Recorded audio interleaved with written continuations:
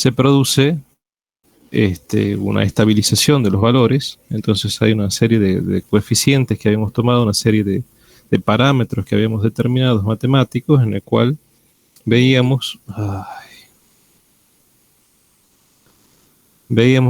que el 62% se mantenía independientemente de los valores más o menos estables. Entonces eso me permitía determinar una resistencia de puesta a tierra medida con un cierto error, ¿no? Y por supuesto que mientras más chico sea ese error, eso lo veíamos matemáticamente, los valores medidos y verdaderos más se aproximan entre sí. Lo que tenemos que ver ahora es, bueno, para hacer mediciones de resistencia puesta a tierra y para hacer mediciones de resistividades del terreno, que no es lo mismo, es parecido, pero no lo es. Las resistencias se miden en ohmios, las resistividades se miden en ohmios metros. Las resistividades tenían que ver con la resistencia de ese cubo de material, de tierra.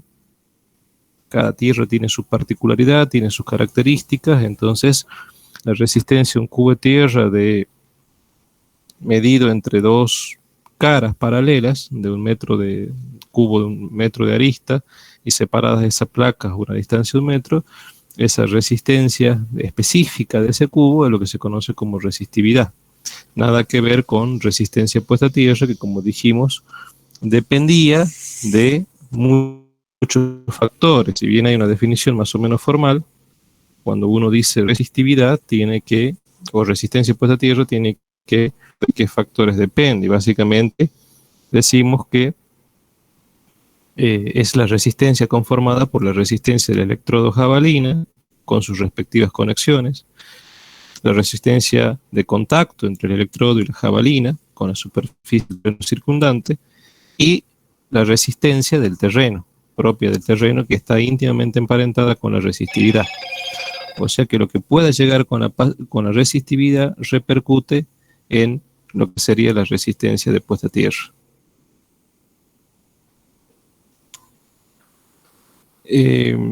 La resistividad del terreno, en cambio, que ya dijimos se mide en ohmiometro, es una propiedad del terreno, va a depender de una serie de composiciones, como ser composición del terreno, concentraciones de sales disueltas, contenido de humedad, temperatura, etc.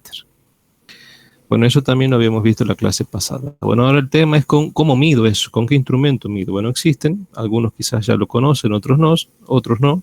Existe un instrumento llamado telurímetro, y hay telurímetros de 3 y telurímetros de 4 bornes. Telurímetro, en particular un telurímetro digital, por ejemplo, fíjense en que tiene esta forma, tiene estas características. Entonces fíjense en que tengo unos bornes llamados C1, C2 y otros bornes llamados P1 y P2, ¿sí? Entonces ustedes pueden, fíjense internamente entre los bornes P1, que son los bornes de potencia, hay un voltímetro. Entre los bornes 1 y C, que son los corrientes, hay una fuente con un perímetro. Puede haber unos puentes entre P1 y P1, entre 2 y C2, puede ser valor desconocido, y me arroja un valor, me dice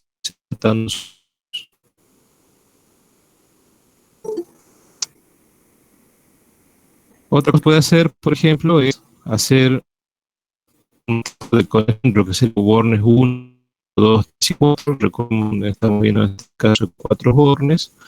Podríamos medir, está un electrodo jabalina donde tenemos la resistencia positiva y tenemos un borne de potencia 2 y un borne de corriente C2. El potencial P1 está coincidiendo con el borne C1, entonces el C2 lo ponemos a un 62 de la distancia P1 y el 62% ponemos P2. Podemos medir a resistencia positiva, ¿sí? Otros modelos que pueden encontrar en el mercado, les muestro algunos de las tantas variantes que hay, ¿no? Por ejemplo, hay una marca que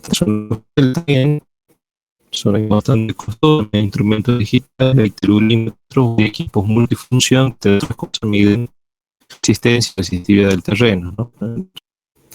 Digitales, en particular en nuestro laboratorio UTNFT, nosotros tenemos este instrumento digital que es un Metrel MI 21, 22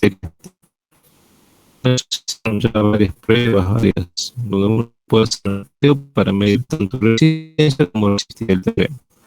Hay otros temas analógicos. Esta foto no es exactamente igual que nosotros tenemos, es muy parecido, con jabalinas así muy parecidas.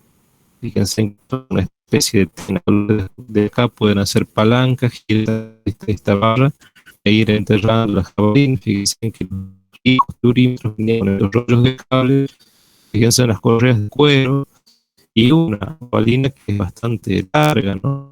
Puede tener casi metro, más de 2 metros de longitud.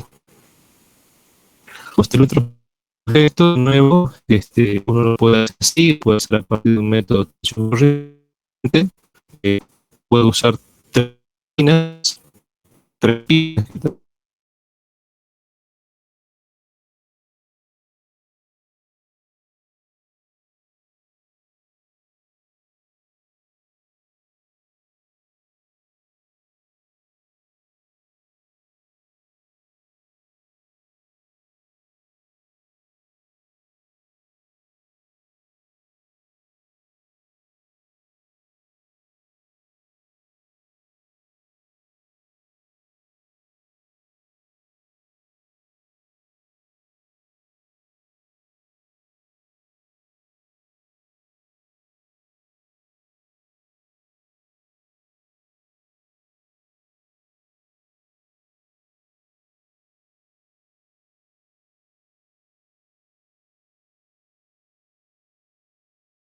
que está conectada al borné, o puedo sacar, qué sé yo, un valor de resistencia RB que tiene que ver con la jabalina conectada al borné B. Entonces, mediante un ensayo con 3 puntas, con el método de tensión corriente o con un telurímetro, uno puede sacar una curva de variaciones de resistencia.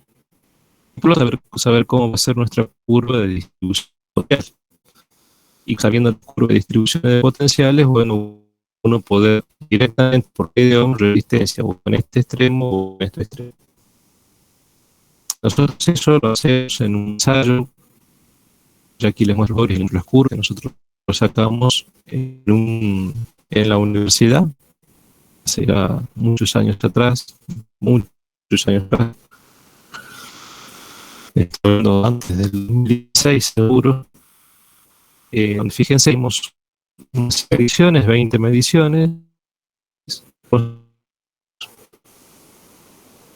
pueden ser corriente constante, esta corriente estuvo en el orden de 2000 amperes, porque todo resiste herramientas, e iban punto a punto, diferentes valores de tensiones, el mismo valor de corriente. Entonces, conforme pasando, aumentamos los puntos y medíamos más tensión, para una misma corriente teníamos mayores valores de resistencia.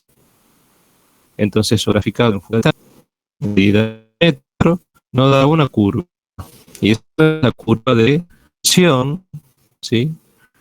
Pero que tipo, la onda tiene que ver con tensión, pero la función tiene que ver también con la curva de resistencia, porque nosotros estamos graficando bastante, graficar son resistencia. La curva que estamos graficando tensión, fíjense que la tensión no pasa de 20 voltios. Nosotros hemos llegado acá en el Excel hasta 25 gráfico voltios para diferentes valores para una corriente constante y diferentes valores de distancia. Entonces acá tuvimos la curva, esa curva de tensión es esto que está acá, que es la curva de distribución de potencial.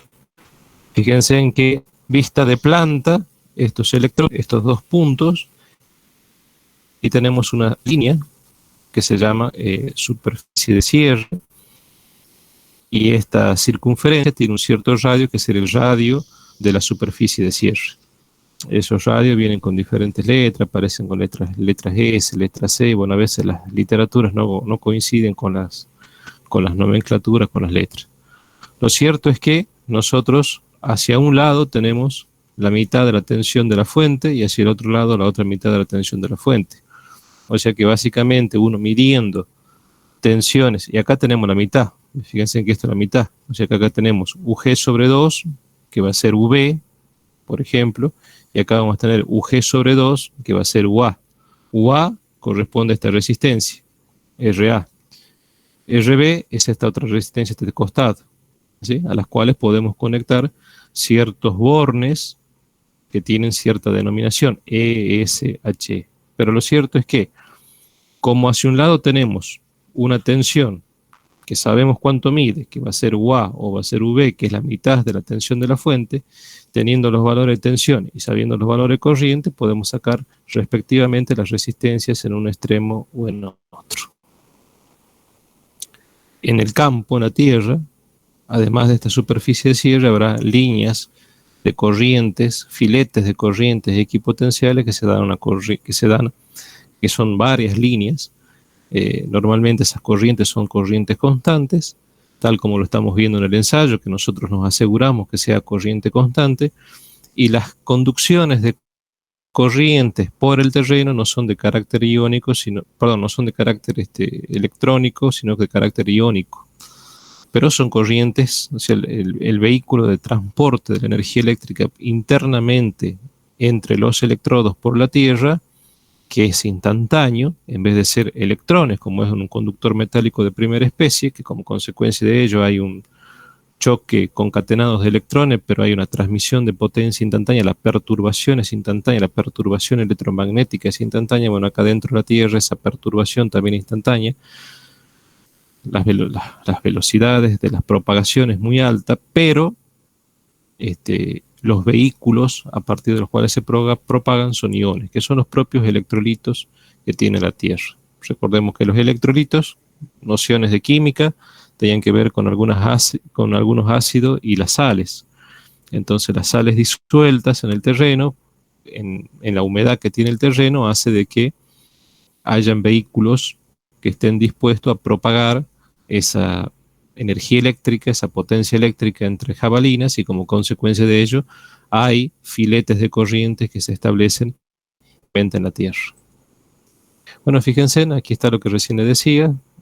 En un extremo tenemos un electrodo A, acá tenemos un electrodo B. Hago una aclaración en el gráfico, las flechas estas están mal puestas, porque si de una carga positiva para un cierto instante que estoy analizando sale de aquí, llegan acá, o sea que estas flechas tendrían que estar en sentido contrario. Esto lo aclaro para que cuando tengan la diapositiva en mano, la copia, hagan las respectivas correcciones. Bueno, fíjense en que no queda en la superficie de cierre, tenemos el máximo crecimiento de resistencia, por lo tanto a corriente constante el máximo crecimiento de tensión, y lo mismo pasa en otra superficie de cierre, y entre superficies de cierre, la superficie de cierre, algunas literaturas se animan a, en función de la longitud, de la profundidad de la jabalina, se animan a decir cuánto podría ser estos valores de S, estos radios, 4, 5 metros. Pero lo cierto es que para saber exactamente cuánto tiene estos radios, hay que hacer un ensayo en la tierra, en el campo, como lo hicimos nosotros en la universidad, y obtener la curva de distribución de potencial. Teniendo la curva de distribución de potencial, hacer las proyecciones y sacar realmente, estimar cuántos son los diámetros. Hay que hacer esta curva. Y más o menos estimar cuáles son los radios de superficie de cierre para ese terreno, ¿sí? Creo que es el método más seguro, es lo más próximo. Si estimamos valores, podemos cometer errores. Fíjense en que en este radio, fíjense en que tengo también la parte de máximo peligro, tengo gradientes, crecimientos en los gradientes potenciales, y tengo también, cuando estoy caminando sobre la superficie del terreno, con distancias de aproximadamente 1 metro, que puede haber entre pierna y pierna de una persona, un hombre, una mujer, quizás 1 metro, uno por ahí piensa más en un hombre, que su complexión es distinta a la mujer, entonces un promedio, una estatura promedio de un hombre normal es 1,70 m y pico, 1,80 m. Entonces normalmente para esas proporciones corporales, en el caso del hombre, para esas complexiones, normalmente la distancia es de 1 metro. Quizás en la mujer, que tiene otra complexión, que puede llegar a quizás tener menos alturas en promedio, quizás distancia entre pie y pie más chica, menos de 1 metro. Entonces, bueno, tendrá diferencias delta U de tensión más chico. En ese caso, para la mujer sería conveniente eso, porque cuanto más grande sea la distancia, más grande esta caída de delta U, más grande es el golpe de tensión. Una persona que está caminando sin tener ningún tipo de aterramiento, es decir, sin estar en contacto con ningún elemento que esté aterrado a tierra, por el solo hecho de caminar, tiene una diferencia potencial entre pie y pie. Lo cual, en una estación, cuando se está caminando y uno por ahí visualiza una jabalina que está cerca, ojo cuando camine. Traten de salir de este radio para que justamente, fíjense, si camino por aquí, prácticamente no tengo una caída delta U de tensión. Bueno, así como ustedes acá están viendo estos crecimientos de tensiones, estas variaciones gradiente potenciales, fíjense en que crece abruptamente de los 8,3 a los 12 voltios y después comienza a estarse al cabo de más o menos la quinta medición, ¿no? O sea, a una cierta distancia que vendría a ser, fíjense en este caso, más o menos se estabiliza a los 4 metros, entre 1 y 4 metros, ya comienza a tener unos valores estables en 13, 13,2, 13,4, ¿sí? Más o menos a los 4 metros, ahí estaría la primera superficie de cierre, quizás antes, ¿no? Menos de los 4 metros. Y acá, fíjense, se mantiene estable los valores de tensión y recién comienzan a crecer a partir de 13,2, que sería más o menos a los 19 metros por acá. Y eso se mantiene de los 19 metros hasta los aproximadamente 22 metros, ya que estamos hablando de 3 metros. O sea, el radio de esta superficie de cierre, de este electrodo que está acá, tendría más o menos unos 3, 4 metros. Entonces, fíjense en cómo tengo crecimientos, son estables y nuevamente crecimientos de tensiones. Pero fíjense en también las resistencias, ¿no? Arrancamos con valores chicos, crecen, se estabilizan y luego comienzan a crecer. O sea, el crecimiento de las resistencias va en mano de los crecimientos de las tensiones. ¿Por qué? Porque es un ensayo a corriente constante. Si varían las resistencias, varían los gradientes de potenciales. Entonces, la curva de distribución de potencial se las tiene que ver también con los crecimientos, estabilización y nuevos crecimientos de los valores de resistencia. Ingeniero. Sí. En la diapositiva anterior, la otra, anterior a esa, ahí, el galvanómetro se mide condiciones de equilibrio. Esto no es un galvanómetro. ¿Qué? Eso es un generador. Eso es un generador de alterna. Recuerden que estos ensayos siempre se hacen en alterna y no en continua. Se hacen no sé si lo dije en la clase pasada, no recuerdo, por las dudas lo repito, se lo hacen alterna. Hay un gran problema si estos tipos de ensayos ponemos acá un generador de continua. ¿Por qué? Porque si un generador de continua hay efectos de polarización en el terreno. Entonces eso me induce error. Entonces, para evitar el fenómeno de la polarización que me produce errores en las mediciones, lo que se hace es hacer una medición de alterna. Y ustedes me dirán, bueno, usted acá, por ejemplo, en ese método, y este es un método de campo que nosotros lo hemos empleado, ponemos un transformador justamente para que no haya aislación galvánica, no haya conexión galvánica, solamente magnética. Es como nuestra fuente de alterna, es un pequeño transformador que utilizamos para el ensayo, ¿sí? Transformador reductor. Ponemos una resistencia que normalmente eran de valores óhmicos bastante grandes, un amperímetro de hierro móvil, un voltímetro, poníamos dos electrodos separados, una cierta distancia, en este caso 20 metros, y una sonda de prueba que la íbamos conectada a un voltímetro, la íbamos midiendo en diferentes distancias, en esta, y registrando para cada punto y para cada punto de la sonda tensiones, verificando que la corriente se mantenga constante y haciendo el cálculo de resistencia. Si decíamos para tanta distancia, para el primer punto, a tanta distancia respecto del punto A, tenemos tanta tensión, tanta corriente, tanta resistencia.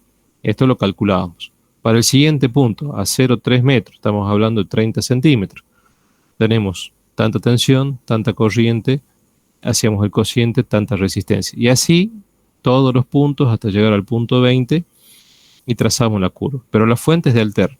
No podemos hacer estos tipos de curvas y estos curvas de distribución de potenciales si nuestras fuentes son de continuo, por el fenómeno de polarización que se produce en el terreno.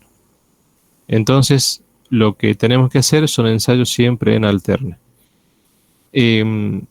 Ustedes me dirán cómo funciona cuando hago, esto sería un método indirecto, tensión corriente, pero hay equipos que todo esto de alguna manera está dentro de un mismo equipo, y cómo hacen esos equipos si trabajan con una fuente continua, con una batería. Entonces yo ahí siempre le hago la aclaración a los chicos de que estos instrumentos, incluso este que está aquí, que puede ser un instrumento bastante viejito, muy parecido, hay uno en la tecnológica, tenemos nosotros en el laboratorio, nada más que no tiene todas las posibilidades que nos dan los instrumentos digitales. Acá había que poner las jabalinas a distancias bastante importantes una de otra. Cuando yo era estudiante lo hacíamos a la par de la cancha de básquet, cuando no existía la cancha de básquet, entonces todo ese terreno, ese galpón, ese vacío, no había estacionamiento, no había nada. Ahí hacíamos las pruebas, era un campo para hacer las pruebas.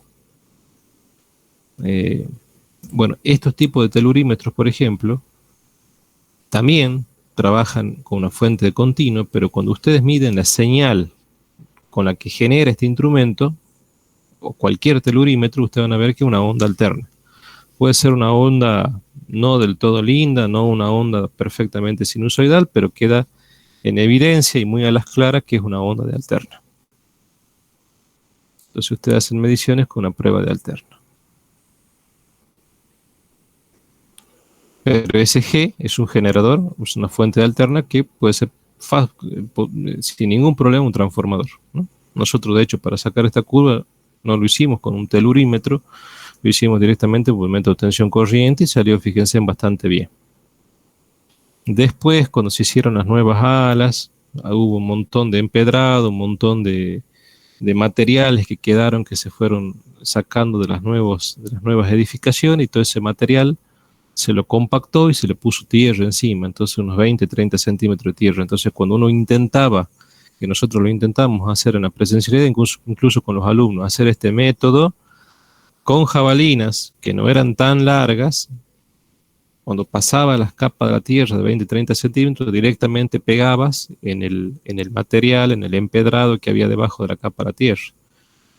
Y entonces ya ese contacto no era bueno y te salía la curva cualquier cosa. Pero si tenés una tierra buena, con capas, con profundidades relativamente importantes, como puede ser, como yo le comentaba, esos terrenos vírgenes que había en los descampados que tenía la universidad, o si lo hiciesen en el parque o en algún campo con tierras vírgenes, bueno, les tiene que salir una curva bien, y fíjense en que no es un ensayo difícil. Con los valores de resistencias, de tensiones, estos que están acá, ustedes perfectamente calculan las tensiones y corrientes, calculan los valores de resistencia A y valores de resistencia B. ¿Sí? Entonces ustedes pueden sacar las resistencias puesta a tierra de este electrodo y de este electrodo haciendo la curva de distribución de potencial, pero también me sirve para saber dónde están, cuáles son los diámetros y radios de la superficie de cierre. También me permite para ver cómo es el crecimiento de las tensiones cercanas a las jabalinas dentro de la superficie de cierre, cuán empinadas son estas curvas, de forma tal que si una persona camina pueda quizás tener diferencias potenciales muy importantes, etcétera, etcétera. Bueno, hay un problema con las jabalinas y con la superficie de cierre que parece un tema menor y no es menor. Puede ocurrir y puede haber problemas de interferencias. ¿Por qué? Porque la superficie de cierre, los electrodos iniciales y finales pueden ser que no estén cerca, no estén alejados, al contrario, estén cerca. Entonces, entre cuando se conecta el circuito, se energiza el circuito y hay circulaciones de corriente externas, pero también se cierran por la tierra piletes de corrientes internos, aparecen solapamientos de las superficies equipotenciales, y donde hay un solapamiento puede haber un crecimiento de la resistencia, y esto puede dar problemas en los valores que uno obtenga, ¿no? Entonces la curva puede dar con alguna falla, y no es que está mal, sino que la tierra, sino que no es un problema del método, sino simplemente es un problema de solapamiento de la superficie equipotencial. Por eso algunas personas estiman que la superficie de cierre, más o menos para una cierta profundidad, pueden llegar a tener 4 o 5 metros. Son estimaciones que hacen. Entonces dicen, bueno, por lo menos la sonda 1 y la sonda 2, alejala, si son de 5 metros, tengo 2,5 más 2,5, son 5 metros, por lo menos tienen que estar fuera de los 5 metros. de distancia entre las dos jabalinas.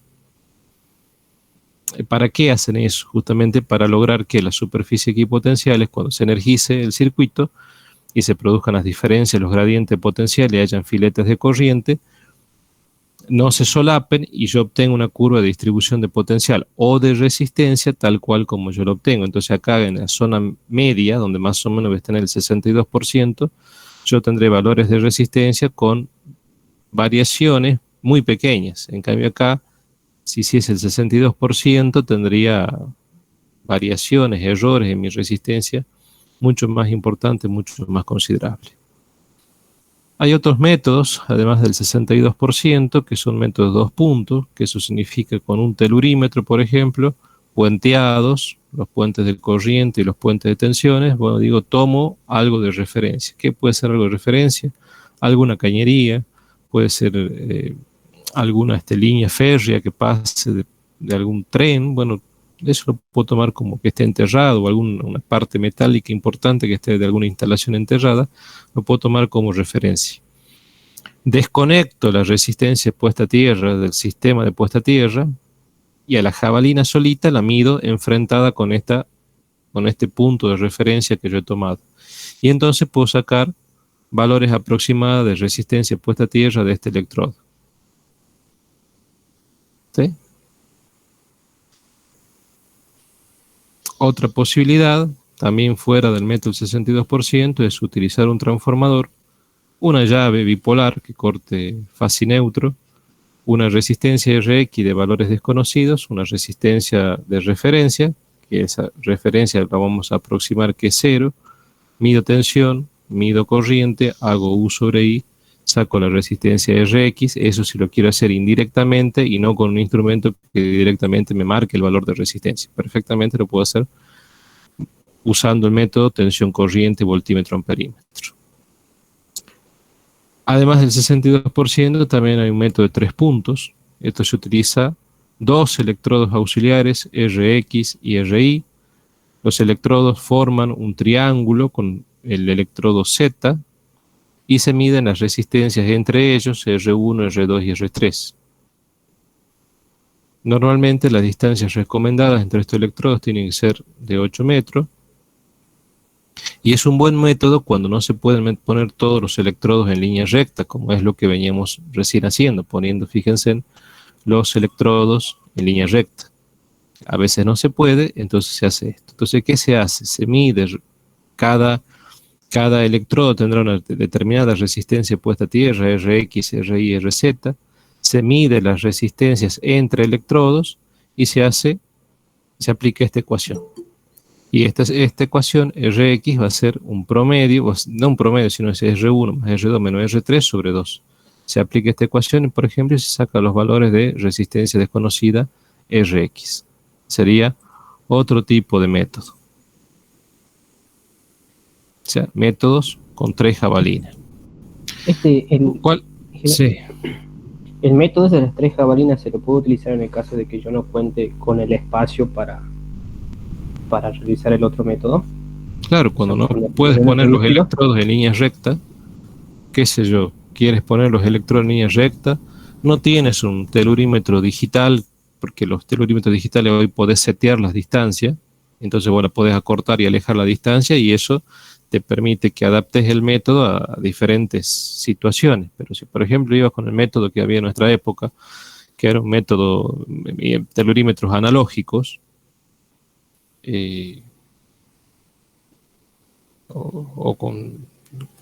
intentabas, digamos, hacer las pruebas, ya venía seteado ese equipo para una cierta distancia y eran muy grandes, entonces vos capaz que entre electrodo y electrodo tenías 10, 15, 20 metros y cuando vos querías hacer eso, capaz que justo en el campo tenías un alambrado y sonaste y no lo podés pasar al alambrado, o quizás te pasa una propiedad privada, querés correr todo hacia la izquierda y lo mismo no te dan las distancias, entonces era un problemón.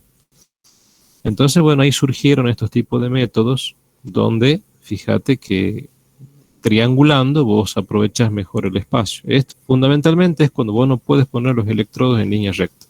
Hoy ese problema de alguna manera se subsanó con estos tipos de instrumentos como el Smart, por ejemplo, que tenemos nosotros en la universidad. A ver, nosotros hacemos una prueba simplemente demostrativa, como le digo, porque a la par del laboratorio, cuando usted entra en el laboratorio de máquinas, que hay unos ventanales que están al nivel del suelo del patio de afuera, usted ve en tierra con césped y demás y parece tierra hermosa, pero eso es 20 o 30 centímetros de tierra, no más que eso, y abajo viene todo el empedrado y viene todo lo que ha sobrado de material de las construcciones que se han hecho, lo han nivelado y compactado y le han puesto tierra encima y le han compactado esa tierra y después por supuesto le pusieron césped y plantitas y demás, pero todo eso tiene una profundidad bastante limitada. Entonces nosotros hacíamos pruebas ahí. Bueno, en ese patio hay una longitud limitada. Con el viejo método, con los viejos equipos, no lo podríamos hacer. Podríamos pensar en hacer un método de 3 jabalinas. O, como ya vienen los instrumentos digitales, yo aquí puedo setear las distancias entre jabalinas. Entonces, bueno, yo ya puedo aprovechar mejor ese espacio. Los valores recomendados, ¿cuáles son? Para grandes subestaciones, líneas de transmisión, estaciones de generación menores a 1 ohmio. Eso es lo que se procura tener. En lo que son plantas industriales, edificios, instalaciones comerciales, un valor aceptable entre 1 y 5 ohmios. Para un electrodo simple, una jabalina, un electrodo que esté puesto en algún lado, y bueno, por lo menos, hay que tener por debajo de menores a 10 ohmios. Todo también tiene que ver con la instalación, con la instalación eléctrica que yo tenga, por supuesto, porque ustedes saben que el tema esto de jabalina tiene que ver directamente con la protección humana, tiene que ver con los interruptores diferenciales de fuga, interruptores automáticos diferenciales, el disyuntor, como le suelen decir en la jerga. Entonces hay reglamentaciones como de la Asociación Electrotécnica Argentina, la EA, por ejemplo, en la parte 7 de la EA, se hace una serie de recomendaciones con respecto a los valores máximos admisibles. Entonces, para disyuntores con 30 mA que actúan con 30 mA de corriente de falla, el valor máximo admisible, por ejemplo, por la EA son de 40 ohmios. Estamos hablando en lo que serían edificios, quizás algunas instalaciones comerciales, donde, por ejemplo, hayan esos elementos de protección que no te protegen el cable, no te protegen la instalación, pero sí te protegen a la persona. Entonces tienen que ver con los tiempos y corrientes máximas admisibles por las personas, entonces, bueno, se fija ciertos valores. Pero en general, siempre debemos, pero eso es como mucho, como máximo, pero nosotros siempre debemos más o menos estar en estos valores. Siempre recuerden, shopping, instalaciones comerciales, industria entre 1 y 5 ohmios, estaciones siempre por debajo de 1 ohmio, de generación o de transmisión por debajo de 1 ohmio, y bueno, si tengo por ahí eventualmente un electrodo simple, por lo menos procurar menores de 10 ohmios. Cuando se ponen los electrodos, como el que está acá, el diámetro del electrodo no puede ser cualquiera. Los diámetros de los electrodos tienen que tener por lo menos 16 milímetros. Con esos diámetros uno garantiza que cuando golpee e introduzca este electrodo en la Tierra, el electrodo no se doble. O sea que tiene que tener un cierto diámetro como mínimo para poder enterrar el electrodo. Y a ese electrodo va conectado un cable desnudo de tierra.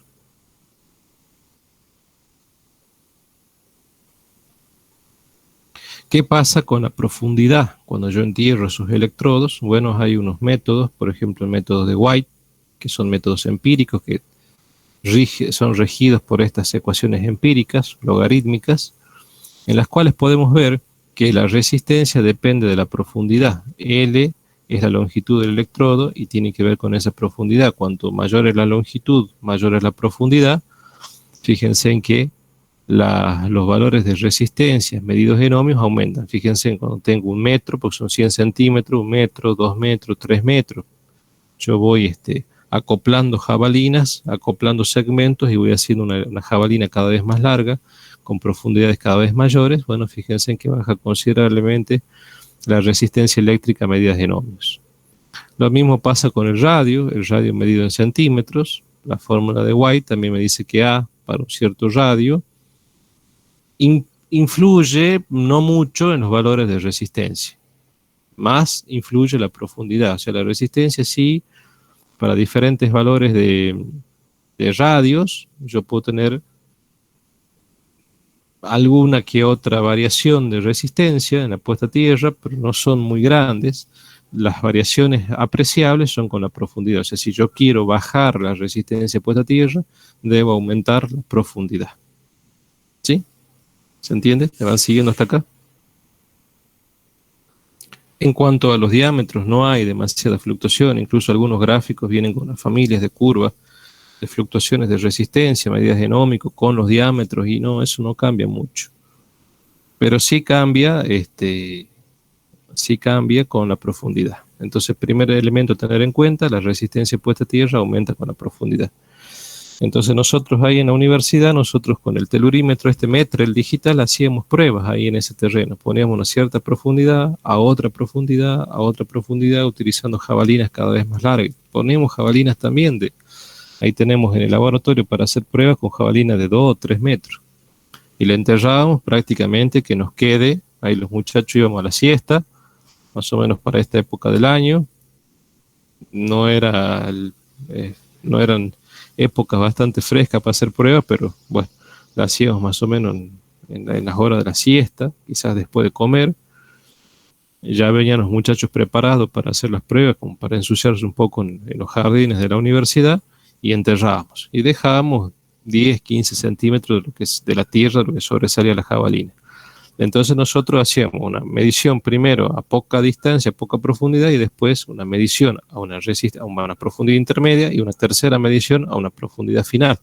Y entonces veíamos con el telurímetro cómo bajaba considerablemente los valores de resistencia puesta a tierra con la profundidad. Entonces veíamos que se aplica y que vale esta ecuación de White. ¿Por qué lo hacemos con unas jabalinas tan grandes? Porque, bueno, como le dije, tenemos un manto de tierra de 30 centímetros, después viene material que ha quedado con ciertas piedras que tienen unos 30, 40 centímetros, eso también, y si vos pones una jabalina de 2 metros, pasás la primera capa de tierra, pasás ese empedrado y ya estás en contacto con la tierra virgen. Entonces ahí estamos midiendo efectivamente la resistencia puesta a tierra, pero con una tierra con una cierta resistividad de esa tierra virgen circundante al electrodo, que son valores bajos. Bueno, así como existe la posibilidad de medir resistencia puesta a tierra, existen unos métodos que se llaman métodos de Wenner, muy utilizados, que ya viene incorporado incluso en los procesadores matemáticos de los instrumentos telurímetros digitales, que reconoce este método y hace unos cálculos matemáticos cuando se ponen 4 jabalinas. ¿A qué me refiero? Ustedes pueden poner el telurímetro, por ejemplo, este es el nuestro de la universidad, y podemos hacer método de Wenner con telurímetros y métodos de Wenner con método tensión corriente. El método de Wenner con telurímetro, fíjense, tiene 4 jabalinas. Las jabalinas están distanciadas a una distancia A y las profundidades van a ser 1/10 de A. En particular, como le pongo acá, el telurímetro nuestro, con esta característica, que utiliza el método de las 4 jabalinas, se entierran a una distancia igual a A, que es una profundidad del 5%. Un 5% es 1 sobre 20. 1 sobre 20, 0,05 es un 5%. Entonces, ustedes van a ver que ya esa es la otra ventaja de los instrumentos digitales. Antes, con los viejos instrumentos analógicos, venían, como les mostré acá en la foto, por eso me gusta, por lo menos jabalinas de este largo, y más grandes también. En cambio, ahora con los métodos de instrumentos digitales vienen unas jabalinas que son muy chiquititas, son unas jabalinas de hierro, acero galvanizado, que tienen, como le digo, longitudes muy, muy cortas, y ustedes las entierran en la superficie del terreno, y con eso basta para poder hacer método de Wenner y sacar la resistividad del terreno. ¿Qué hace el método de Wenner? 2pi por diámetro, que son las distancias, 2pi por distancia entre jabalinas, por una resistencia medida que se lo saca a partir de una relación tensión-corriente. se saca una diferencia potencial entre dos puntos, se mide una corriente que circula por la Tierra y de ahí se saca una resistencia medida y multiplicando, haciendo esta productora, se saca la resistividad en los ohmios metros que tiene el material. ¿Qué sería esa resistividad? Y bueno, la resistencia que tiene un cubo de tierra, resistencia específica que tiene un cubo de tierra de 1 metro de arista. Bueno, fíjense en que si nosotros lo hacemos con una fuente de alterna, poniendo amperímetros y poniendo voltímetros, en lo que serían los bornes A y los bornes B, lo que serían las ondas de corriente, los bornes P1, P2, que serían los CD, que serían los bornes de tensión, respetamos las distancias. Estas distancias A es la que yo les decía que se pueden perfectamente ajustar con los telurímetros. El de nosotros, el Metrel, acá podemos setear previamente, antes de enterrar la jabalina y hacer las mediciones, a qué distancia vamos a poner. 3 metros, 4 metros, 5 metros. Entonces el procesador tiene esa capacidad y bueno, si el espacio es reducido, yo puedo setear el equipo y ajustar la distancia como yo quiera. Entonces, ¿qué hacemos? Medimos tensión, medimos corrientes, que esas corrientes se cierran por la Tierra. Acá el transporte de energía son los mismos electrones del conductor, y acá el transporte de energía se lo hace a partir de los iones que tiene el terreno. Ahí está la propagación de energía. Entonces nosotros podemos hacer U sobre I, sacar una resistencia R, eso multiplicarlo por 2pi por A, siendo A la distancia entre jabalina. Pero cuando hacemos con el método tensión corriente, las profundidades deben ser coincidentes con las distancias. Entonces, bueno, otro ensayo que se hacía era hacer el método tensión corriente con unos electrodos grandes, poniendo a las mismas distancias la profundidad, poniendo instrumentos de hierros móviles, que hemos visto en la primera parte de la materia, medir tensiones corrientes, poner una fuente alterna que puede ser un transformador, poner una resistencia grande, ajustar los valores de corriente, y cuando tenga un cierto valor de corriente, lectura en el amperímetro, dice, bueno, dejémoslos ahí, tantos amperes. ¿Cuánto mido? Tantos voltios. U sobre I, tanto R. Lo multiplico por 2pi, por A, que es la distancia que he puesto entre jabalina, y sacaba la resistividad. O sea que fíjense en que entre el método de Wenner, y eso lo pregunté en un examen final hace poco, y no lo supieron contestar. Método de Wenner lo puedo hacer con telurímetro, método de Wenner lo puedo hacer con método de tensión corriente. Si lo hago con telurímetro y con método de tensión corriente, hay una diferencia acá, fundamental.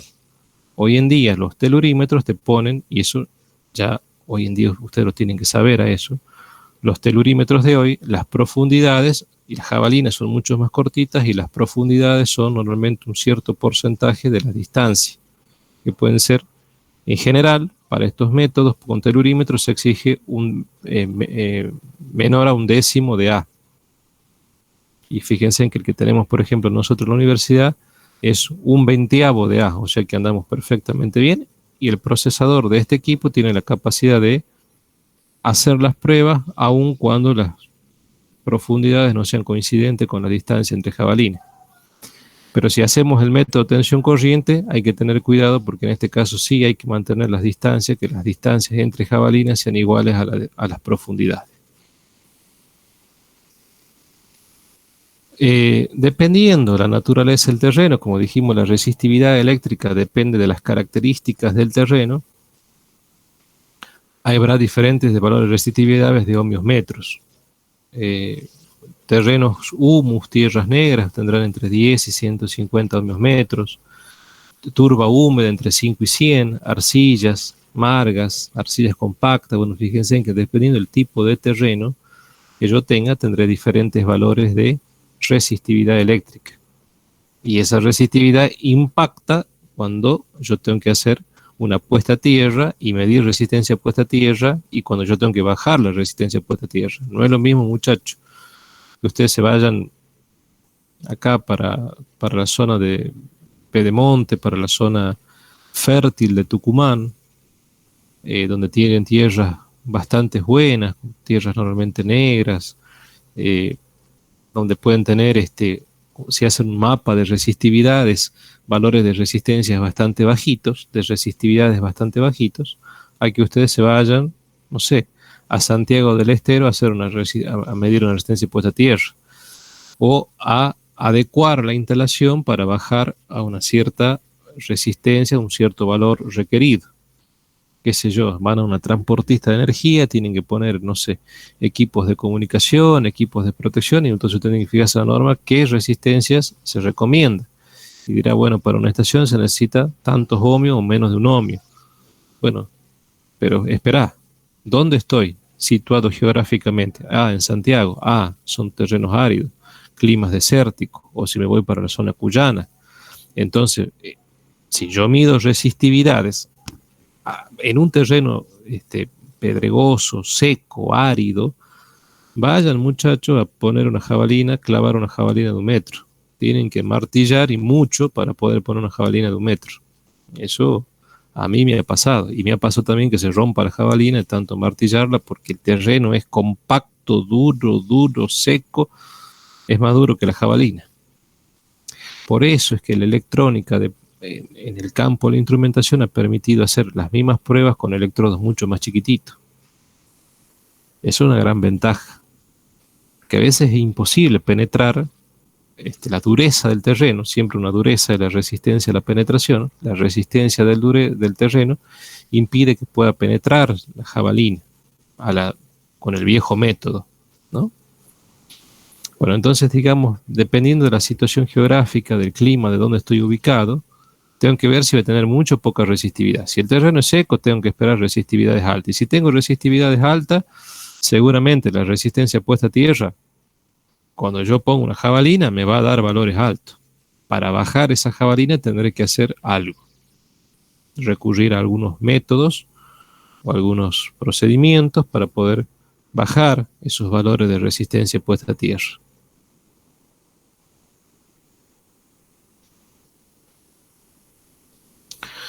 Bueno, esas resistividades, como dijimos, variaba de algunas cuestiones. Dimos algunos tips, dependía de la profundidad, que recién la vimos, dependía de la humedad. Cuando hay contenidos de humedad, fíjense, mientras más húmedo es el terreno, más baja su resistencia puesta a tierra. Más baja su resistividad y por ende bajará los valores de resistencia puesta a tierra de la instalación. A menos humedad, los valores crecen importante.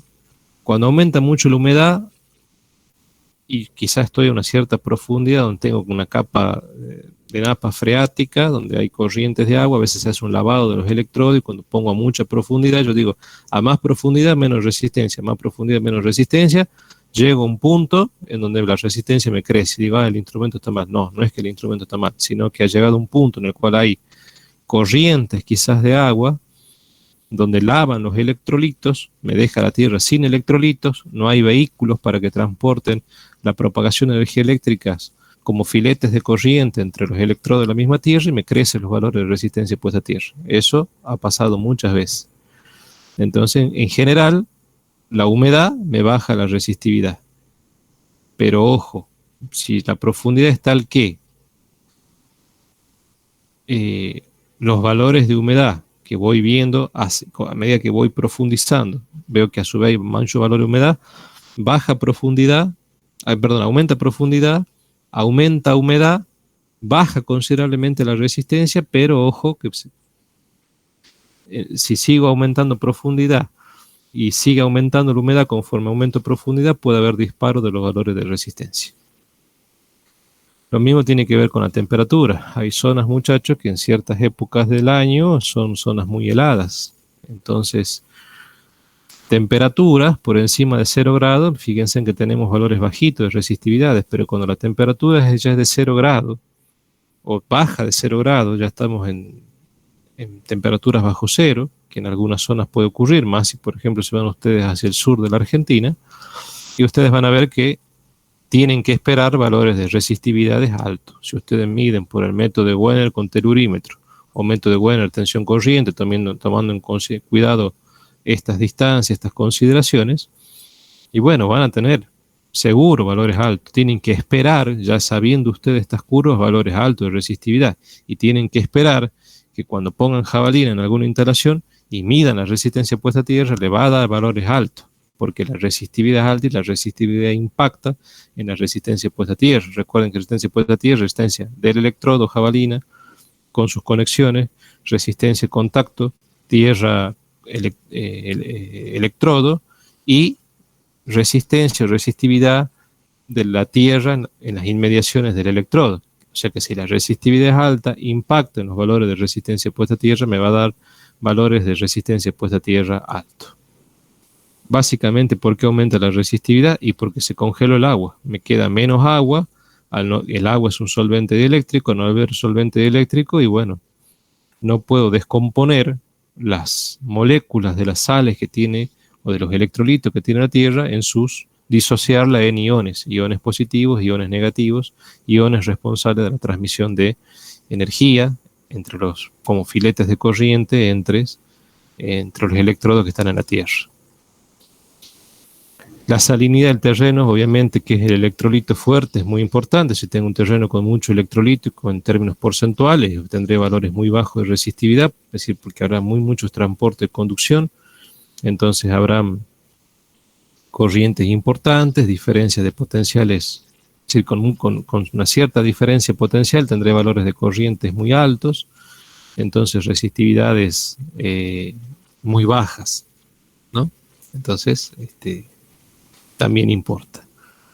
Y bueno, estas fotos que están acá son algunos equipos que, fíjense, en operarios que están haciendo medición de resistencia puesta a tierra, solo que algunos utilizan este tipo de pinzas como si fuesen una especie de pinza amperométrica, donde tengo estas mordazas, que son básicamente los núcleos de un transformador, son pinzas que traducen la corriente y la traducen y la llevan a los valores adecuados que necesita para procesar estos equipos electrónicos. Entonces yo puedo hacer mediciones. Hay una empresa japonesa, que es una empresa que se llama Kyoritsu, donde hay muchos electricistas que hacen mediciones con esas pinzas japonesas, pinzas Kyoritsu, donde ustedes pueden hacer, son telurímetros de 3 puntas, y hay digamos, hay un problema con algunos instrumentos, con algunos equipos, como los primeros que les mostré. Yo, para hacer una buena medición de, por ejemplo, resistencia puesta a tierra, yo tengo que desconectar las jabalinas de la instalación, lo cual eso a veces me puede ocasionar un problema, desconectar una jabalina de una instalación. Entonces, ¿qué tengo que hacer? ¿O qué se ha ideado? Equipos donde a través de esta mordaza que va acá, esta pinza que va acá, directamente va al equipo, el equipo procesa y no desconecto. Fíjense, acá está la jabalina, esto es lo que sobresale la jabalina está hacia abajo enterrada. Acá está el hilo conductor, el cable conductor que se une mediante conexión a la jabalina, y lo que yo mido con esta pinza es justamente la resistencia de puesta a tierra sin tener que hacer una desconexión. Entonces hay ¿cómo se llama? Hay pinzas o telurímetros, pinzas telurimétricas, Kyoritsu, que no hace falta desconectar. ¿Sí? Son de 3 puntas, como se dice.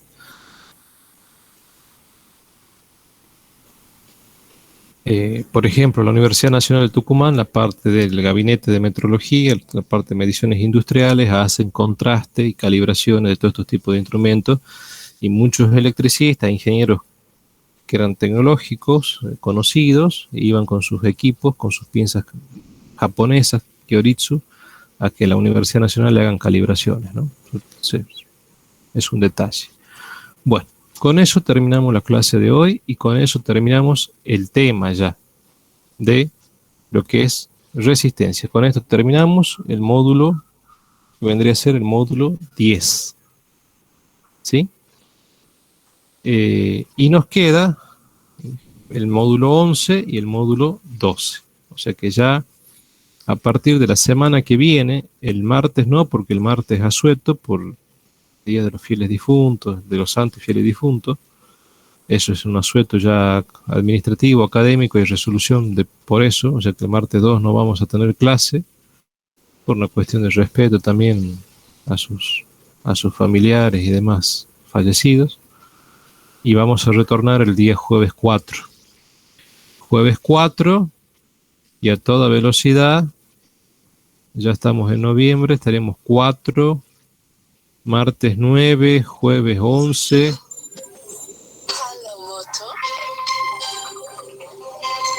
Perdón. Martes 4, martes 9, jueves 11, martes 16, jueves 18, más o menos por aquí tendríamos que estar ya terminando el tema que es largo, que es de medidores de energía, y dejando la última semana ya para hacer la parte de calidad de energía, donde vamos a ver algo de analizadores, donde vamos a ver la parte de armónicos, donde vamos a ver que son temas que hoy son muy importantes, ¿no? Más aún porque el parque, lo que es la generación, ahora ya no es la generación convencional de antes con máquinas sincrónicas, sino que ahora hay sistemas electrónicos que te generan energía, que son a través de esa diversificación que tuvo nuestra matriz energética, sobre todo en la parte de generación, donde aparecieron o se introdujeron las energías renovables, ¿sí? La energía del sol, del viento, de las mareas, del agua, de las corrientes de agua. Entonces, a través de paneles solares, molinos, turbinas, se ha logrado también acercar la generación a las cargas, evitar las pérdidas por transporte de energías por líneas, y se ha buscado que, digamos, esos equipos almacenen energía en grandes baterías. Hay toda una tecnología en cuanto al almacenamiento de energía eléctrica en baterías, diferentes tipos y modelos de baterías donde se almacena energía, y esa energía que se almacena luego, esa energía es pasada por un equipo electrónico donde es ondulada. Esos equipos electrónicos tienen un nombre particular, se llaman onduladores o inverter, que básicamente convierten la continua en alterna a través de electrónica de potencia, a través de corte de transitores de IGBT, transitores de corte rápido, a través de diac, triac, tiristores, en fin, a través de la electrónica de potencia se ha logrado hacer esa modulación a través de por ejemplo, un concepto muy importante que es modulaciones de ancho de pulso. También se ha logrado ha permitido tener tensiones cada vez más alternas, ¿sí? Más alternas parecidas a una seno, pero no son senos, son alternas con distorsiones. Entonces aparecen armónicas, distorsiones armónicas. Entonces ahora la generación esta de energía introduce muchas armónicas, porque los sistemas ya no son ondas sinusoidales puras, que eso antes también había un problema desde el punto de vista de la generación convencional de máquinas. Por eso es que en las máquinas sincrónicas normalmente los polos, pensando que puede ser por ejemplo máquinas de polos salientes, los polos salientes se lo hacían redondeados. Para aquellos que me estén escuchando que ya hayan cursado en algún momento máquinas eléctricas 2, seguramente el docente le habrá comentado de que había que buscar la forma de tener ondas de excitaciones magnéticas en el entrehierro de las máquinas lo más puras posibles, lo menos distorsionadas, que las ondas de campo magnéticos también, que son consecuentes a las ondas de excitaciones, también tengan la menor distorsión posible, de forma tal que las tensiones inducidas tengan. Entonces había muchas técnicas para hacer eso. Uno es logrando polos senoidales, que se llaman, es decir, que la cabeza del polo sea lo más redondeada posible, senoidal, de forma tal que yo tenga tensiones de ese tipo. Muchas veces trabajando en máquinas rotativas, sobre todo en aquellas máquinas que son doble capa, haciendo acortamientos o alargamientos de paso, en particular acortamientos, con un cierto acortamiento S, que es la diferencia entre los W y los tau P, es decir, entre los anchos de bobina y pasos polares medidos en paso de ranura, de forma tal que me permita justamente hacer eliminación de armónicas espaciales y mejorar la onda de excitación, la onda de campo y por ende las ondas de tensiones inducidas. Entonces se lograba que la máquina tenga trifásicamente cada onda de tensión en cada fase sea, por supuesto, las ondas desfasadas 120 grados eléctricos, porque los ejes magnéticos de las bobinas distribuidas en la periferia circular de la máquina estaban desfasadas 120 grados mecánicos, sus ejes magnéticos. Entonces tenía como consecuencias tensiones inducidas desfasadas 120 grados eléctricos, y era un sistema totalmente perfecto, simétrico, muy ideal, Bueno, esa idealización o aquello que quizás en algún momento lo pudimos tener, bueno, hoy en día no. El PRO, digamos, diversificar la matriz energética, diversificar la torta de generación, que tiene su sentido desde el punto de vista ambiental, para disminuir los impactos de monóxido de carbono, de dióxido de carbono en la atmósfera, emisiones de óxidos nitrosos y todo eso que tenemos en las centrales de energía eléctrica, que, digamos, desde el punto de vista atmosférico, contaminan la atmósfera, ayudan al calentamiento global y a todos los impactos y problemas que tenemos como consecuencia de estas variaciones que ha sufrido el clima, en cierta y gran medida, gracias a razón del hombre, en su afán de generar energía eléctrica, ha emitido muchísimo monóxido, dióxido de carbono, que ha aportado al calentamiento global. Entonces, bueno, pero teníamos un sistema eléctrico robusto, convencional, tradicional, con máquinas sincrónicas, con muchas masas rotantes, con mucha inercia en el sistema, con tensiones no tan distorsionadas, bastante simétricas, tensiones iguales desfasadas a 120 grados eléctricos, pero la generación a partir de fuentes no convencionales, es decir, a partir de las energías renovables, donde el proceso de generación es totalmente distinto y es basado gracias a fuentes electrónicas, ha hecho de que la tensión ahora tenga distorsión armónica, ¿no? Entonces las tensiones, las normativas normalmente hablan de no más de un 8%, pero están distorsionadas. Ya en mi época de estudiante estaban distorsionadas. Yo una vez puse un analizador de redes, en realidad un analizador de calidad de energía, en el laboratorio midiendo permanentemente, y esos analizadores daban ya unos indicadores que son distorsiones porcentuales de tensión que se llaman THD y THI de tensión, porcentuales de tensión y de corriente, pero distorsión de tensión ya en esa época, en mi época, un 4%, 4,5%, hay capaz que estén 5 o 6%. La norma admite máximo como un 8%. Entonces ya las tensiones no son iguales, y como las tensiones no son iguales, ya hay que recurrir a los métodos de componentes simétricas. Entonces un sistema donde las tensiones son distintas, es decir, no se cumple que el desfasaje entre tensiones sea 120 grados eléctricos y no se cumple que las tensiones sean exactamente iguales, entonces ese sistema asimétrico de tensiones hay que descomponerlo en 3 sistemas de secuencia, y ahí aparecen las redes de secuencia y las componentes de secuencia, directas, inversas y homopolares. Y es una teoría que tiene más de 100 años, que la debemos gracias a Fortescue. Y que eso tiene, le digo más, un impacto muy importante en el análisis y estudios que se hacen en sistemas eléctricos de potencia. Con más razón ahora, por todo esto que le estoy comentando.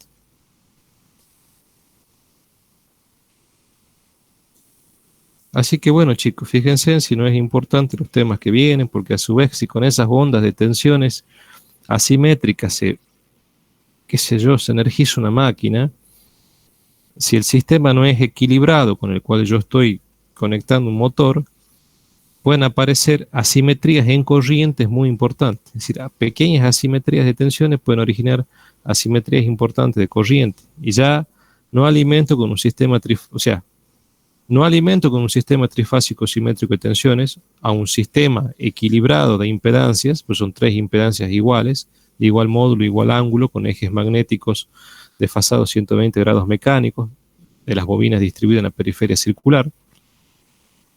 Las corrientes ya no es un sistema simétrico de corriente, sino es un sistema asimétrico de corriente, con algunas asimetrías importantes, y eso puede dar lugar a torque de frenado. Entonces ustedes ven que el motor de a poco se va frenando, y ustedes dicen, ¿qué pasa? Bueno, hay que ver la calidad de la energía, hay que ver con instrumentos, hay que ver la calidad de energía que llega a ese motor, hay que ver si hay armónicos, cuáles son los armónicos de tensión, cuáles son los armónicos de corriente, y si el sistema es simétrico, bueno, hay una componente de secuencia negativa que me está haciendo generar un campo giratorio en sentido contrario al eje, y ese es el que me produce un frenado contracorriente, que eso a su vez me hace que tome más corriente el motor para vencer esos pares de frenado, que haya más disipación de potencia, que se pueda llegar a quemar el motor.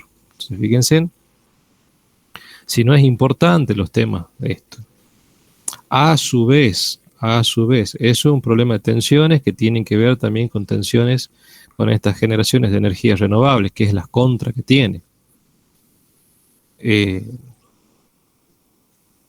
A su vez, eso en lo que es distribución secundaria, es decir, si tomamos como un elemento que divide niveles de tensiones, como ser un transformador de una subestación, en lo que es distribución primaria en 13.2 y distribución de secundaria en 400, pensemos en máquinas trifásicas, qué sé yo, una DY11, que son uno de los grupos de conexiones más conocidos que hay.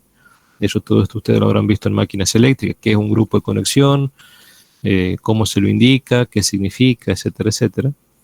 Pero básicamente un transformador divide niveles de tensiones en distribución secundaria, que es 400 voltios, que es lo que alimenta la parte residencial, comercial, industrial, porque las cargas las podemos aglutinar en residenciales, comerciales e industriales. En las industrias estamos llenos de equipos que hasta para accionar una bomba centrífuga llevan equipos electrónicos, es decir, por ejemplo, hay variadores de velocidad que van directamente conectados a los controladores lógicos programables, que son los PLC, que eso me permite ya sustituir toda la vieja lógica cableada con relé y acción y temporizadores, contactores y demás, que ocupaban mucho espacio en los tableros. Bueno, ahora la electrónica de potencia me permite poner un PLC, un autómata programable, que yo lo puedo por software, qué sé yo, conexiones vía Ethernet, LAN o Wi-Fi, ingresar por la computadora, bajar un programa, instalarlo, entrar al software, programar, hacer las pruebas, simulaciones y eso cargarlo después, ese programa en este controlador lógico programable que hace todo lo que antes hacía la vieja lógica cableada. Eso se lo puede conectar a través con variadores de velocidad que pueden tener controles escalares, controles vectoriales, con rampa de tensiones, con rampa de corrientes, rampas de aceleraciones. O bien puedo tener motores con arrancadores suaves, con rampas de tensiones y rampas de corrientes. O sea que fíjense en que entre la red y el motor que me va a mover una cierta carga mecánica, hay toda una electrónica en el medio, hay toda una programación en el medio. ¿Cuál es el problema de la electrónica? Que absolutamente todo es alineal. Sus relaciones tensiones-corrientes no son lineales, son totalmente lineales. Y eso hace que tengamos una distorsión, sobre todo una onda de corriente, que es muy, muy importante. En las cargas comerciales y residenciales, todas estas lámparas de bajo consumos, toda esta lámpara, esta tecnología LED, etcétera, etcétera, en la base de esos focos son bases electrónicas. Hay unas plaquetas electrónicas con lámparas que son curvas tensiones corrientes no lineales. Entonces también, imagínense, ya prácticamente ciudades enteras alimentadas con estas nuevas tecnologías de lámparas que tienen como pro eficiencias y rendimientos lumínicos mucho más altos en comparación con las lámparas incandescentes o las lámparas halógenas, que son unas prima hermanas de la incandescente, que tenían bajo rendimiento lumínico porque emitían más calor que luz. Estas nuevas lámparas ustedes las tocan con la mano y no se queman, casi no emite calor, pero sí emite mucha luz. Entonces tienen desde el punto de vista lumínico rendimientos lumínicos muy altos, pero te introducen armónicas en la corriente divinamente. Computadoras, televisores, los smart, es decir, los televisores inteligentes. Bueno, todo eso introduce armónicos, porque sus curvas, tensiones, corrientes no son lineales, entonces las ondas de corriente se distorsionan. Entonces, para que esas señales de corrientes distorsionadas, que no son seno, lleguen a la red eléctrica o no polucionen o no contaminen la red eléctrica, hay que filtrarla a la entrada nomás de cada edificio, de cada instalación, de cada shopping, de cada local comercial, de cada local industrial. Hay que filtrar esas ondas de corriente de forma tal que lo que tenga la red siga habiendo una onda de corriente más o menos sinusoidal. Entonces, eso es caro. Para eso se utiliza normalmente, lo más utilizado son filtros pasivos con resistencias, bobinas y condensadores, se hacen los filtrados. Ya incluso se puede comprar, hay fábricas o empresas que hacen los filtrados a medida en función de las características de mi lugar. Hay que, por supuesto, poner instrumentos que midan para que ellos sepan cuáles son los armónicos más predominantes que tengo como consecuencia de la carga electrónica que tiene mi instalación, mi red, y sepa yo hacer los cálculos qué armónicos quiero filtrar. Entonces puedo hacerlo a partir de filtros pasivos. Filtros activos son filtros con amplificadores operacionales. Los filtros pasivos son con resistencias, bobinas y capacitores. Entonces yo puedo hacer un sistema de filtrado. La gente de electrónica y potencia, de hecho, lo hacía en las dos universidades. ¿Cuál es el problema que puedo llegar a tener? Es que, bueno, si no tengo para solventar los costos para poner esos sistemas de filtros, bueno, entonces esos armónicos pasan directamente a la red, entonces tengo poluciones en la onda de tensión, no muchas, pero tengo, y fundamentalmente poluciones en las ondas de corriente. Y todo eso hace de que, como no hay un filtro, el mismo transformador de distribución trifásico actúa como filtro. Porque si ustedes tienen estrella en baja, triángulo en alta, quedan en ese triángulo, actúa como trampa para las componentes homopolares, y las componentes homopolares son pares e impares múltiplos de 3. Entonces tengo las componentes de secuencia homopolares, armónicas tercera, sexta, novena, doceava, quinceava, 18ava, todos, fíjense que son números múltiplos de 3, pares e impares múltiplos de 3. Entonces las terceras armónicas, las sextas armónicas, normalmente las terceras es siempre una de las más importantes que aparecen, entonces quedan filtrando, dando vuelta ahí en el mismo triángulo del transformador.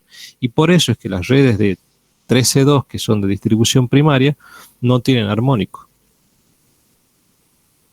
Porque el mismo transformador está actuando de filtro.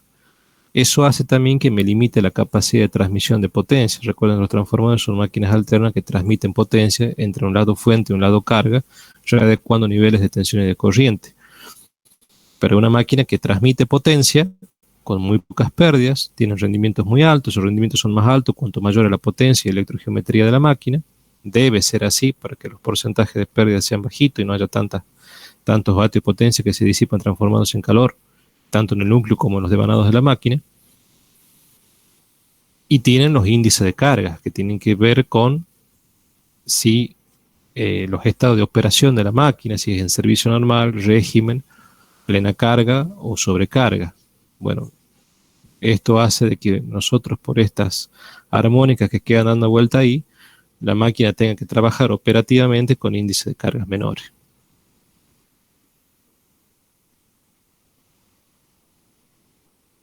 Bastante complejo el tema, ¿no? Bueno, fíjense en que es una cadena de eventos y de cosas. Bueno, pero para hacer todo eso, lo miremos desde con la óptica de la cátedra. Para hacer todo eso, es clave, muchachos, medir. Por eso yo le decía, la segunda mitad de la materia, entramos en terrenos que están muy de moda, muy importantes, pero todo se basa en medir, en aprender que hay nuevos instrumentos, que por supuesto los instrumentos vienen manuales de operación de los instrumentos, pero no de fabricación, porque obviamente eso es un secreto de fábrica, pero tenemos que saber qué son, qué se puede medir y algunas técnicas complementarias de medición, porque bueno, decimos, bueno, no tengo telurímetro, soné, no puedo hacer, no sé, no puedo medir resistividad, ¿no? ¿Cómo que no podés? Si podés medir resistividad, podés hacer método de tensión corriente.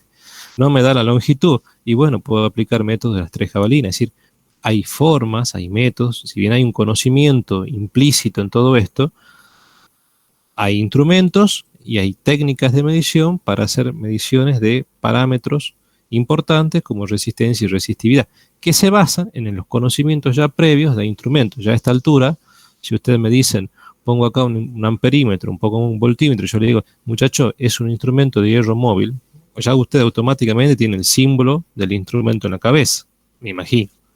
Quiero pensar que sí. Y ustedes saben que esos instrumentos miden valores eficaces de tensiones y de corriente. Ya a esta altura no dudan.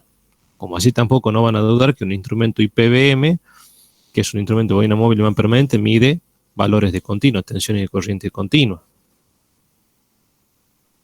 que si tengo un instrumento con 0 al centro y es IPBM y le pongo alterna, va a oscilar en la posición de equilibrio hasta que va a quedar directamente prácticamente en 0. Ya a esta altura no dudo. Si es un instrumento electrodinámico, ¿qué usos tiene? Normalmente con batímetros, barímetros, porque son instrumentos que tienen 2 bobinas, que se lo puedo también utilizar para medir tensiones y corrientes, haciendo el conexionado pertinente. Que si fuesen voltímetros y amperímetros mediría valores eficaces. Bueno, todas esas cosas ya las tengo que saber. Que si tengo un instrumento IPBM con un diodo rectificador, yo hago un puente rectificador, ya tengo una onda totalmente asquerosa, horrible, que ya no es continua constante, es una continua pulsante con una rectificación de media onda, rectificaciones de onda completa. Bueno, todo eso, muchachos, ya es una señal totalmente poliarmónica, que le tengo que poner un sistema de filtros, que tengo que ir a filtrados paso bajo. Ustedes ya habrán visto en electrotecnia filtros paso bajo, o si no que puedo poner filtros pi, que serían filtros con capacitores y bobinas, y eso me permite filtrar la señal, tener una señal de tensión continua constante. Porque si no, muchachos, tengo una onda que no es continua constante a la salida del rectificador. Y eso es importante, por ejemplo, cuando quiero hacer mediciones de resistencia de una máquina o de lo que fuere. Si mido con una onda distorsionada, mido cualquier cosa. El problema es que a veces las universidades tienen pobreza franciscana y no tenés para poner un filtro. Tenés escasamente un puente rectificador y al chico le tenés que decir, hacer un acto de fe de que esto es continuo. Y no ver, sí, es continua, sí, pero no es continua constante, entonces no sirve. Porque tiene una polución armónica tremenda esa señal. Entonces mido cualquier cosa. Bueno, fíjense en cómo todo se va concatenando con todo. Acá es una fuente alterna sinusoidal, estamos suponiendo, pero puede ser que es una onda con un cierto THD % de la tensión, con distorsiones armónicas. Puede ser que acá ponga un generador, en vez de tener una fuente, como fuente, un generador que tenga una señal que no sea sinusoidal o que quizás sea alguna onda conocida que no es sinusoidal, que tiene armónicos cuadrada, por ejemplo. Y bueno, ¿qué mido? ¿Qué mide este amperímetro? ¿Qué mide este voltímetro? Entonces ahí tengo que pensar en cómo sacaba por los métodos gráficos o los métodos analíticos tensiones, valores eficaces, tensión y corriente para saber qué va a medir esto y qué va a medir esto. Entonces fíjense en cómo se empieza a relacionar todo. Y en el medio hay mediciones y en el medio está la teoría de error y puedo medir con error. Entonces fíjense en cómo la primera parte se va ligando con la segunda y se va enredando y se va haciendo todo un sistema muy interesante de analizar. Y para hacer análisis superiores, una de las cosas que se hace es medir. Entonces, por eso, nosotros como ingeniero electricista tenemos que medir y tenemos que tener conceptos. Y por eso es que es importante y es considerada esta materia de toda la vida en ingeniería eléctrica como una de las que conforman la columna vertebral de la carrera, junto con circuitos, junto con sistema de potencia, junto con máquinas, junto con transmisión, junto con generación, con distribución, con centrales eléctricas. ¿Me entienden? Eso es clave, eso es la columna. Después esa columna tiene, hoy en día la electrónica, ya hay que pensar en términos de electricista como electrónica de potencia, porque la electrónica de potencia está inserta. Piensen ustedes que hoy antes solamente había corredores de alterna, ahora hay corredores de continuo. ¿Y cómo hago por qué lo hago en continuo? Y mira, para tener más sección del conductor y bajar las pérdidas, para evitar el efecto skin, que es el efecto pelicular que se da por frecuencia, que ya lo hemos visto nosotros, y que eso me hace aumentar los valores de resistencia, porque la resistencia también depende de la frecuencia. A mayor frecuencia hay un efecto pelicular skin, la superficie efectiva baja, se hace como una especie de corona, baja sección, sube resistencia. Como la carga me fija una corriente que necesita, los I cuadrado R por aumento de resistencia se me van al diablo y disipo mucha potencia. Tengo muchas pérdidas de energía en la parte de transporte. Y entonces, ¿qué puedo hacer? Y bueno, mira, cuando te llegue alterna, rectificar la continua. Transmitís en continua, aprovechas toda la sección del conductor, bajas resistencia, bajas pérdida cuando hay una cierta transmisión de potencia, transmitís con menos pérdida y cuando llegues al otro punto, pones un ondulador, un inversor que te transforme la continua en alterna. y entonces ondulás. Y bueno, la ondulación no va a ser perfecta, los sistemas electrónicos cada vez la van a hacer más perfecta, pero todavía no son perfectas, y bueno, lo que se conecte del otro lado tendrá armónico, poco, pero tendrá. Ahí viene a jugar un papel muy importante el PWM, que son las modulaciones de ancho de pulso, que han permitido una técnica nueva en los sistemas de ondulaciones que han permitido mejorar el aspecto de esa onda seno. Bueno, muchachos, pero para hacer todo eso hay que medir. Por eso no tenemos que salir, y como esta ya es una materia muy específica de la carrera, tenemos que salir, muchachos, de algunas cosas que son difíciles, pero por ejemplo que se ve en circuitos 1, o lo que para usted viene a ser electrotecnia 1, donde vemos todo bastante ideal. Bueno, acá en instrumento hay que decirle, muchachos, lo que ustedes vieron, bárbaro. Sépalo porque sirve, es necesario, pero, ojo, aquí hay armónico. Acá en la vida real hay armónico, acá en la vida real hay distorsión, aquí en la vida real hay mucha electrónica y potencia inserta. Hay saturaciones de algunos núcleos, bueno, se distorsiona tensiones, corriente. Por eso es que muchas universidades, y yo eso ya lo he planteado, por supuesto, generalmente los planteos mueren en sí, pero y nada más, pero ya Fortescue, la teoría Fortescue de componentes simétricos y red de secuencia, muchachos, ya no se la puede estudiar en quinto año en sistema de potencia. Ya eso tiene que estudiarse en segundo año. En mi época se estudiaba en quinto, hace muchos años atrás, donde esto va avanzando a paso agigantado y hace 10 años atrás no había todo lo que hay ahora. O 15 años atrás no había todo lo que hay ahora. Pero por ejemplo, ahora Fortescue hay que estudiar, para mí, es una opinión personal, hay que hacer una modificación en el programa y pasarlo a segundo año. Y ya por lo menos ver red de secuencia en segundo año. Porque eso de que ustedes van a tener, muchachos, cuando salga un sistema trifásico simétrico de tensiones, olvídense, no lo van a tener. Ya las generaciones no son simétricas, lamentablemente. Entonces hay componentes de secuencia, hay redes de secuencia, eso complica muchas cosas. Ya hay una interacción entre las generaciones convencionales y las nuevas generaciones. Hacen que las protecciones ahora haya que hacer un reseteo, un reestudio de protecciones, porque a veces pueden actuar protecciones que no deberían actuar. Bueno, en fin, muchachos, esto de la generación distribuida,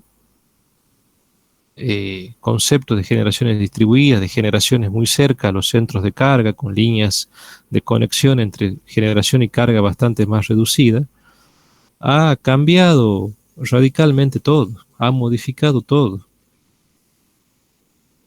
Y la convivencia entre sistemas de generaciones distribuidos con generaciones convencionales ha hecho replantear toda la ingeniería eléctrica y ha hecho necesario también que se mida muchas cosas. Aparte, no se olviden que los armónicos son poluciones armónicas, son señales armónicas con frecuencias múltiples de las fundamentales, ¿no? Y en alta frecuencia, que es otra cosa que ustedes han sacado, que es el comportamiento, el estudio en alta frecuencia, bueno, hace que ya todo lo que ustedes sabían en baja frecuencia contiene elementos pasivos y circuitos en baja frecuencia, que es frecuencias industriales, ya no se comporta igual cuando hay alta frecuencia. Usted antes, mucho antes, decía, bueno, tengo bajo factor de potencia, tengo una terrible multa de la distribuidora porque la estoy complicando a la distribuidora porque yo he bajado el factor de potencia, entonces me multa. Todos, ahí yo actúo de abogado del diablo, no es culpa de la distribuidora. La distribuidora es una empresa que también tiene que tener su rentabilidad y tiene que vender caro una energía que la compre más barata para que le quede una cierta utilidad, una cierta diferencia de dinero. Bueno, si nos vendieran energía con bajo factor de potencia, los costos de generación serían altísimos de esa energía.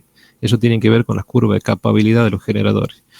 Entonces, más los costos de transporte por las líneas, lo que le llega a la distribuidora son energía a un costo inmenso. Entonces, ¿ya cuánto nos tiene que vender la energía para que a ella le quede una ganancia? Porque como toda empresa tiene que ganar algo, si tiene máquinas y gente trabajando.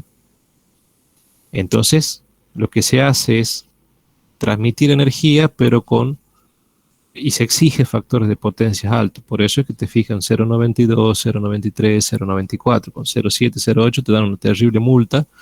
Y si son instalaciones trifásicas, las multas son bastante importantes. Entonces, ¿qué se hacía antes? Con sistemas industriales, todos 50 Hz, sistemas bastante equilibrados. Pongo un banco de capacitores, los calculo como ustedes han aprendido en electrotecnia, con las relaciones de capacidad, si es en estrella, en triángulo, todo bárbaro. Resulta que ahora no tenés eso. Tenés poluciones armónicas en alta frecuencia y los capacitores ven un camino seductor para la alta frecuencia. ¿Por qué? Porque su reactancia capacitiva es inversamente proporcional a la frecuencia. Entonces, los capacitores no tan solo que te inyectan reactivo, te devuelven reactivo a la red para compensar el factor de potencia, pero también te sirven de canales para las componentes armónicas. Entonces, ya tenés señales de alta frecuencia que se te van por los mismos bancos de capacitores que vos lo estás utilizando para hacer una compensación reactiva. Ese problema antes no lo tenías, por ejemplo. Entonces, fíjense en cómo todo ha cambiado. Se ha hecho mucho más complejo, mucho más difícil. Por eso, no todo, así como le muestran, es que es fabuloso. Sí, para los ambientalistas, bárbaro, sí, porque estamos reduciendo la contaminación en la atmósfera y eso tenemos que tratar de reducir el calentamiento global. Que con esto de la pandemia, por ejemplo, se lo ha logrado, pero fíjense en todos los otros aspectos que aparecen. Y bueno, muchachos, para todo hay que medir. Y por eso la importancia de esta materia. Bueno, me fui un poco de tema, pero con la sana intención de hacerle ver cómo todo está tan interrelacionado y por eso es que también es tan complejo de analizar y por eso que ahora en todas las empresas existen y trabajan muy fuerte la parte de ingeniería de todas las empresas tratando de hacer análisis y explicar el porqué de tantas cosas, ¿no? Y esto es un pedacito chiquititito de todo el mundo de la ingeniería eléctrica. No tienen que tener miedo, simplemente tienen que ir asimilando. Y aprovechen que son jóvenes, que el cerebro tiene más capacidad de absorción de información y de asimilación. Cuando se hagan más viejos van a tener más capacidad para interpretar, para interrelacionar conceptos. Pero la absorción de información siempre se da cuando uno es más joven que cuando es más grande. Cuando uno es más grande cuesta más absorber esa información y procesarla. Entonces ustedes aprovechen que son jóvenes porque si esto está ahora, cuando ustedes sean ingenieros, y van a ser ingenieros relativamente jóvenes, bueno, seguramente esto va a avanzar y tendremos que enfrentar unas nuevas tecnologías. Ya la parte de inteligencia artificial ya está en las redes de energía eléctrica.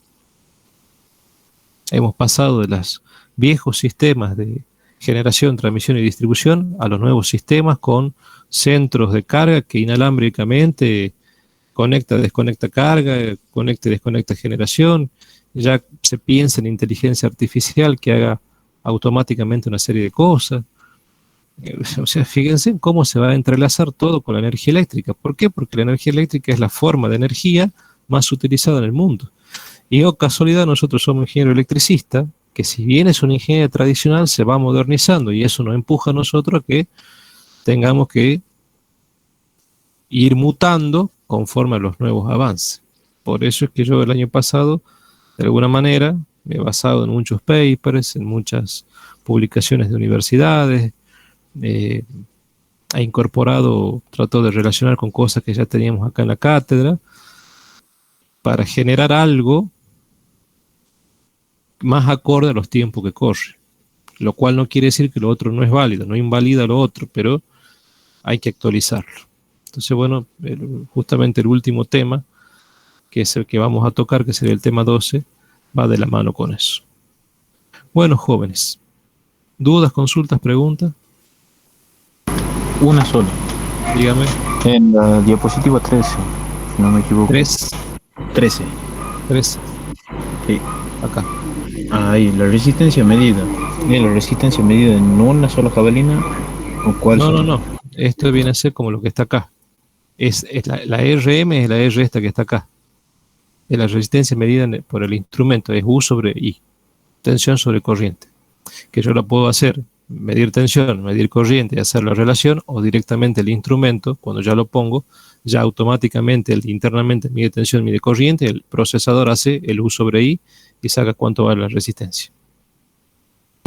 Perfecto. No es en una jabalina, es en el conjunto de las 4, midiendo tensión en las de potencial, que son las del medio, y corriente, que son en las extremas.